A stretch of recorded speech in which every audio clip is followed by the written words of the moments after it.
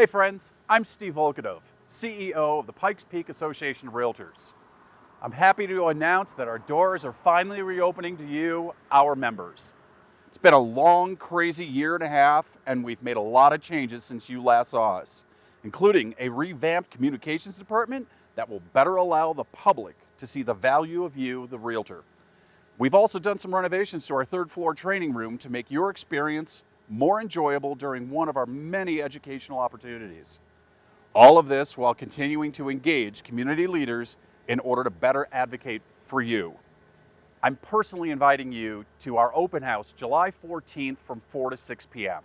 This will give you an opportunity to connect with some old colleagues and possibly make a new friend. I would love to see you there.